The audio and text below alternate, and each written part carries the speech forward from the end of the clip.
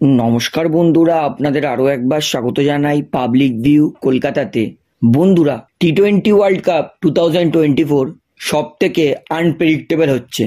এইখানে আমরা বহু অঘটন ঘটতে দেখেছি, যেমন ইউএসএ দল তারা পাকিস্তানকে হারিয়ে দিয়েছে, আফগানিস্তান দল তারা নিউজিল্যান্ডকে হারিয়ে দিয়েছে। এরকমই অনেকে কিন্তু অঘটন ঘটেছে এই টি-20 বিশ্বকাপে। তাহলে এই টি-20 বিশ্বকাপে কোন 8টা দল পৌঁছাবে সুপার 8-এ সেটা আপনাদেরকে জানাবো।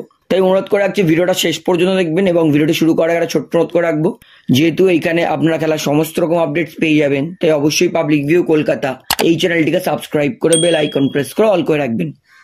তাহলে বন্ধুরা, একবার সুপার 8-এর ফরম্যাটটা বলে দিই। এই বছর টি-20 বিশ্বকাপে টোটাল 20টা দল খেলছে, এবং 20টা দলকে 4টে গ্রুপে ডিভাইড করা হয়েছে, মানে প্রত্যেক কটা গ্রুপে 5টা করে দল, এবং 5টা করে দলের মধ্যে একটা করে খেলা হবে। অর্থাৎ প্রত্যেক কটা গ্রুপে যেই দুটো দল টপ 2-এ থাকবে তারা কিন্তু পৌঁছাবে সুপার 8-এ। মানে গ্রুপ এ থেকে 2জন, গ্রুপ বি থেকে 2জন, সি থেকে 2জন আর ডি থেকে 2জন। অর্থাৎ এই 8টা দলের মধ্যে খেলা হবে সুপার 8, এবং এই 8টা দলের মধ্যেও কিন্তু গ্রুপ ভাগ করে দেওয়া হবে, এবং তাদের মধ্যে সুপার 8-এ প্রত্যেক কটা গ্রুপে তখন 4টে করে দল থাকবে, এবং তাদের মধ্যে একটা করে ম্যাচ হবে, এবং সেই দুটো গ্রুপের মধ্যে যেই দুটো দল টপ 2-এ থাকবে তারা 2জন পৌঁছাবে সেমিফাইনালে। অর্থাৎ এটাই হচ্ছে সুপার 8-এর ফরম্যাট। সুপার 8 মানে কোয়ার্টার ফাইনাল নয় যে একটা ম্যাচ খেলে সেমিফাইনাল যাবে। সুপার 8 মানে সুপার 8-এও দুটো গ্রুপ ভাগ করা হবে, এবং গ্রুপে 4টে করে টিম থাকবে, এবং 4টে টিমের মধ্যে একটা করে ম্যাচ হবে। যারা 2জন টপ 2-এ থাকবে তারা সেমিফাইনালে কোয়ালিফাই করবে। আশা করি পুরো ব্যাপারটা বুঝিয়ে দিচ্ছি। এইবারে বলি সুপার 8-এ কোন 8টা দল পৌঁছাবে। সর্বপ্রথমে গ্রুপ এতে আসি।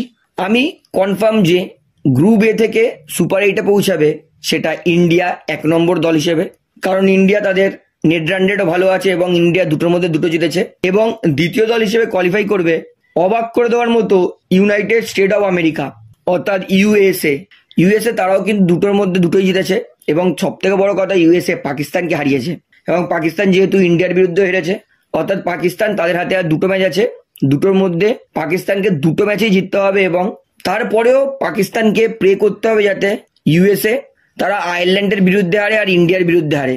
যদি ইউএসএ আয়ারল্যান্ডের বিরুদ্ধে জিতে যায় তাহলে পাকিস্তান অলরেডি টাটা।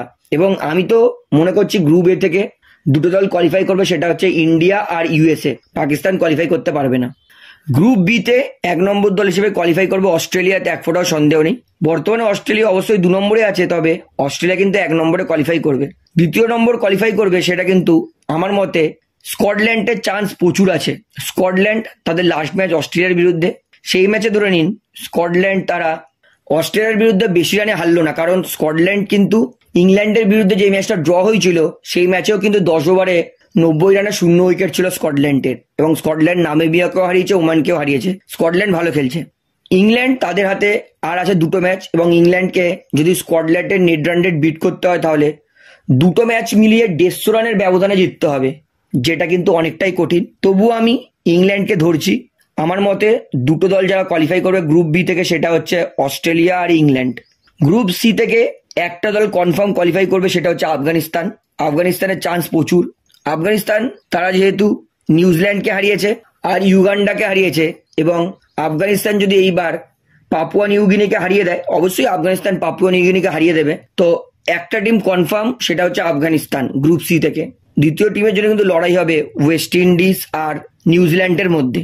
যদি ওয়েস্ট ইন্ডিজ নিউজিল্যান্ড ম্যাচে যদি ওয়েস্ট ইন্ডিজ জিতে যায় তাহলে নিউজিল্যান্ড অবাক করে দেওয়ার মতো সুপার 8-এ পৌঁছাতে পারবে না।